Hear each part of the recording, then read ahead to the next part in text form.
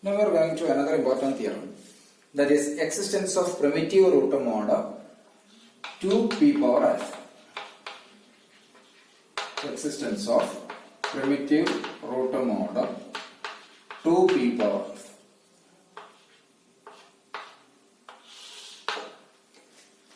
In previous case, we discussed about the existence of primitive root mod p power alpha, but here the existence of primitive root mod 2p power alpha. So, this is an important result. The theorem states that suppose p be an order prime. Let p be an order prime.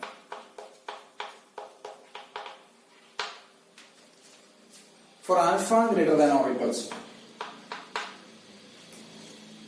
then there exist odd primitive roots g mod p power. Then there exist odd primitive roots g mod p to the power alpha. Each such g is also a primitive root mod p to the power 2 alpha. P be an order prime.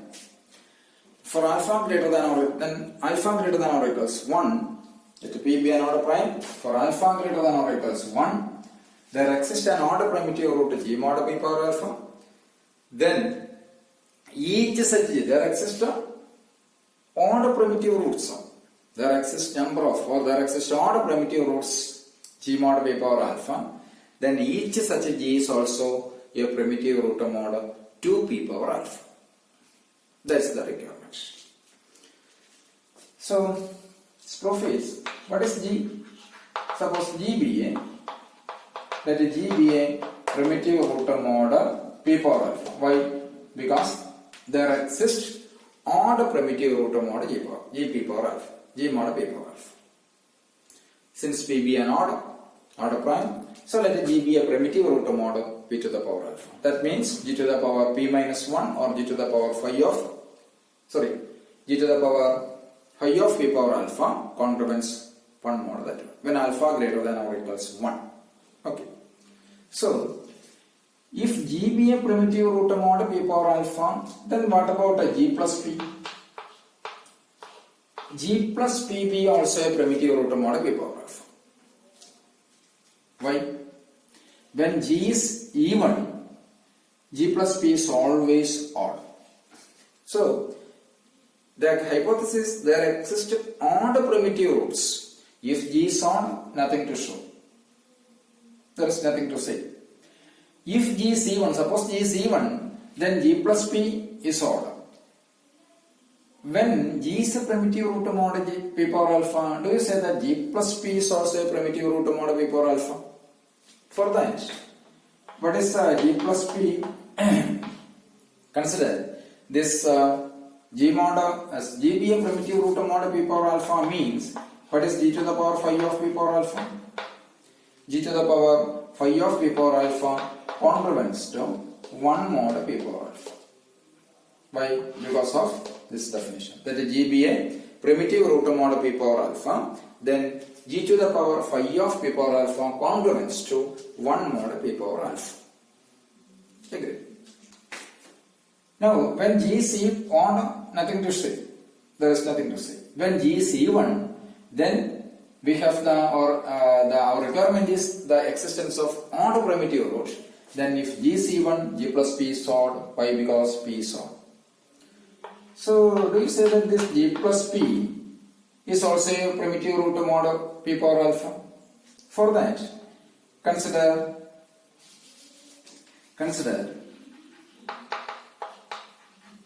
g plus p all to the power phi of p power alpha. G plus p all to the power phi of p power alpha means g to the power phi of p power alpha plus, by binomial expansion, this phi of p power alpha c1, it becomes phi of p power alpha into g to the power phi of p to the power alpha minus 1, this one. Okay, alpha minus 1 phi of p to the power alpha into g to the power into p plus this.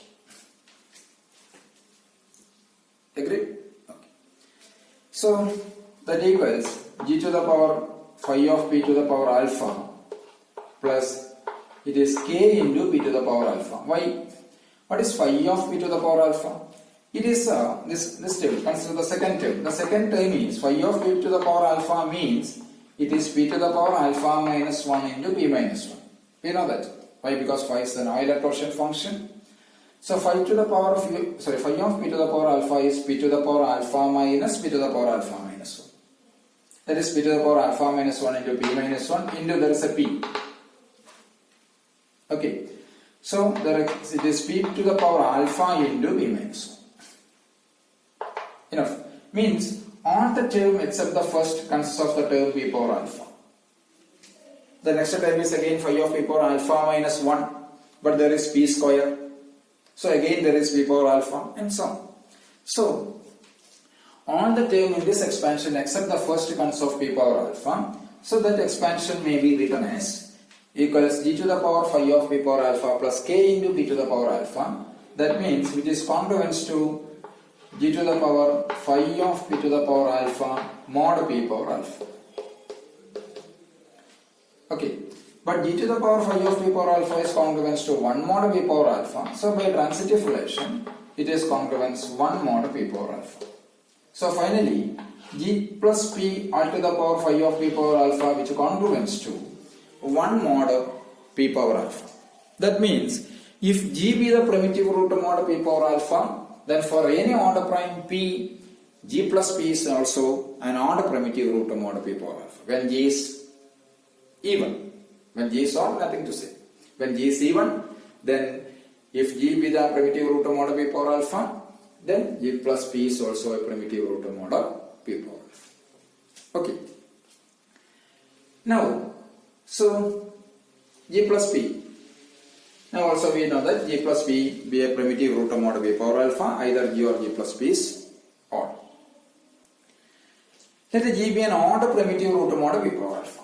Let g be an odd primitive root mod p power alpha.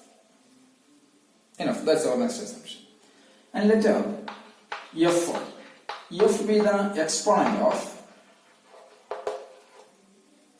be the exponent of g mod 2p power alpha. G mod 2 into p power alpha. F be the exponent of g mod 2p power alpha. So now we have to show that this f is nothing but phi of 2p power alpha. This is the requirement. Okay? Yes. Now f be the exponent of g mod p to the power alpha means g to the power f congruent to 1 mod 2p power alpha. Agreed? Now we have f divides phi of 2p power alpha. Why? Because of this argument. Agreed? So, but what is phi of 2p power alpha? Phi of 2p power alpha equals it is phi of 2 into phi of p power alpha. Why? Because phi is a completely multiplicative. That is phi of mn equals phi of m into phi of e. Phi of 2 into phi of p power alpha, but phi of 2 is 1. So it remains phi of p power alpha. So phi of 2p power alpha is nothing but phi of p power alpha. Enough.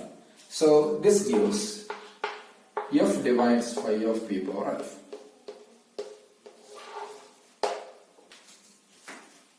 Enough. Okay. Again, what is g? Let g be a primitive root mod p power alpha and f be the exponent of g mod 2p power alpha. F be the exponent of g mod 2p power alpha means this one. G to the power f congruent to 1 mod. We know that g to the power f congruent to 1 mod 2p power alpha. This implies g to the power f congruent to this one. So that means this implies 2p power alpha must divide g to the power f minus 1. Okay. 2p power alpha divides means g to the power f minus 1 is a multiple of 2p power alpha. That means it is a multiple of p power alpha. So this should imply p power alpha must divide g to the power f minus 1. So that means g to the power f is congruent to 1 mod p power alpha. Okay. G to the power f is congruent to 1 mod p power alpha. But what is g? G be the primitive root term. Since g be a primitive root term mod p power alpha, then surely this phi of p power alpha should strictly less than p. Why? Because g is a primitive root term mod p power alpha and g power f is congruent 1 mod p power alpha. Since g be a primitive root term mod p power alpha, surely this phi of p power alpha be the least positive integer which satisfies this condition. Okay, so phi of p power alpha strictly less than f. Phi of p power alpha strictly less than f means this phi of p power alpha should divide f itself. Okay, phi of p power alpha divides f. F divides phi of p power alpha. That means f equals phi of p power alpha. But what is phi of p power alpha? Phi of p power alpha is phi of 2p power alpha. So here f equals phi of 2p power alpha. That means g be the primitive root term mod, f be the exponent of g mod 2p power alpha. But that f is same as phi of 2p power alpha. Hence we know that this g be a primitive root term mod phi of 2p power alpha as per the definition of primitive root term. Okay.